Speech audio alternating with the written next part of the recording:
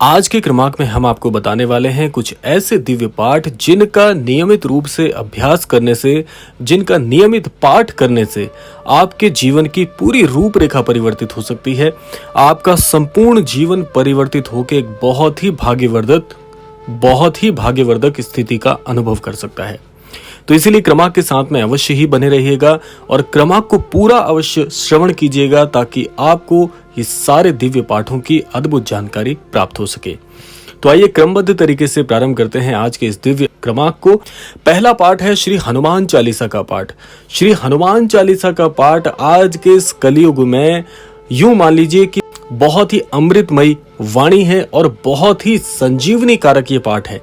जिन लोगों के जीवन में बहुत सी समस्याओं ने उन्हें घेर लिया है, जिनके बहुत से परिश्रम करने के बाद में परिवर्तन देखने को नहीं मिलता, ऐसा व्यक्ति जो जीवन से पूरी तरह से हार मान चुका है, श्री हनुमान चालीसा का नियमित पाठ करने से ऐसे व्यक्ति की जो बहुत ही दयनीय स्थिति को उसने प्राप्त किया है, वो सारी दयनीय स्थिति उसके जीवन से ओझल हो जाती है और साथ साथ में उसे मिलती है श्री हनुमान जी की अद्भुत कृपा।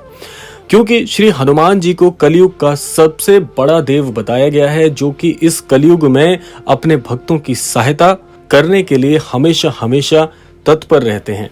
तो ऐसे में यदि कोई भी व्यक्ति, कोई भी साधक श्री हनुमान जी का ध्यान करता है, श्री हनुमान चालीसा का पाठ करता है, उसके जीवन के सारे कष्ट स्वयं श्री हनुमान जी जीवन से निकाल बाहर फेंकते हैं और उसे अपनी छत्र छाया में लेकर आशीर्वाद से कृतार्थ करते हैं।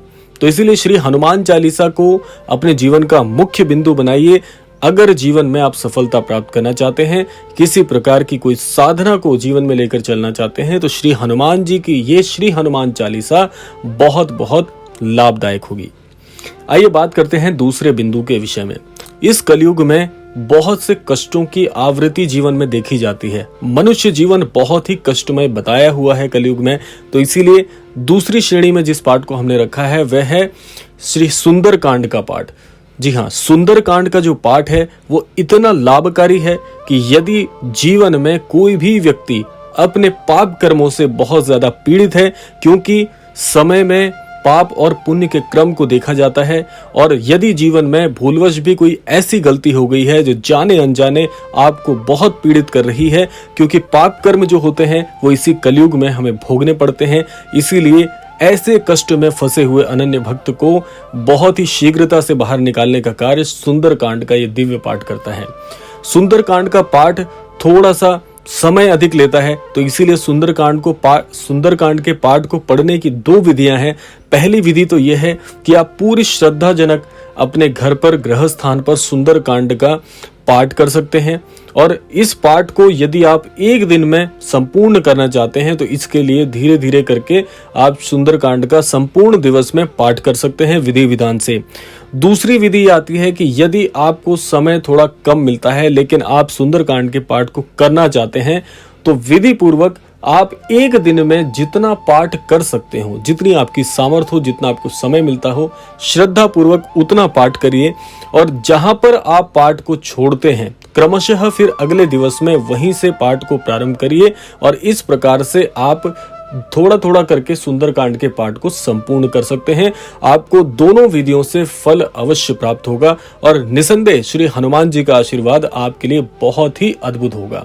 तो इसीलिए सुंदर कांड का पाठ ऐसे जातक को भी करना चाहिए जो अपने पूरे भाग्य से पीड़ित हो। जैसे कि बहुत से लोग एक समस्या बताते हैं कि हम बहुत परिश्रम करते हैं, ईमानदारी से अपने कार्य क्षेत्र में कार्य भी कर रहे हैं, लेकिन फिर भी जीवन में कष्ट के बाद कष्ट आ रहे हैं, परेशानियां समाप्त होने का नाम ही नहीं ले रही। तो ऐसे अनन्य भक्त को सुंदर कांड का पाठ करके अपने जीवन को सार्थक करना चाहिए।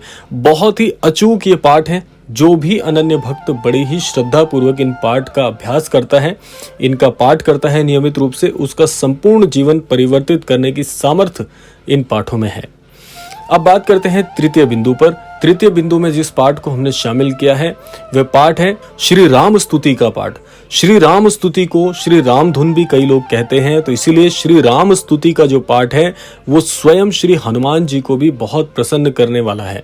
तो इसीलिए आपको जो भी लोग किसी भी प्रकार की परेशानी से जूझ रहे हैं, यानी कि ऐसी परेशानी जो आपके जीवन को बिल्कुल आपको सफल नहीं होने देती, हमेशा बाधा बन के आपके जीवन में आ जाती है, ऐसे कष्ट में पड़े हुए भक्त को श्री राम स्तुति के पाठ से बड़ी सरलता से सफलता मिल जाती है। श्री राम स्तुति के पाठ की 2 सबसे महत्वपूर्ण भूमिकाएं आपको बताते हैं।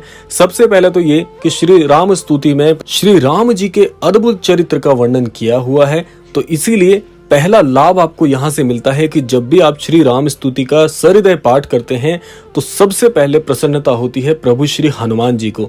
जहां जहां पर भी प्रभु श्री राम जी का नाम लिया जाएगा वहां वहां पर श्री हनुमान जी को अति प्रसन्नता प्राप्त होती है।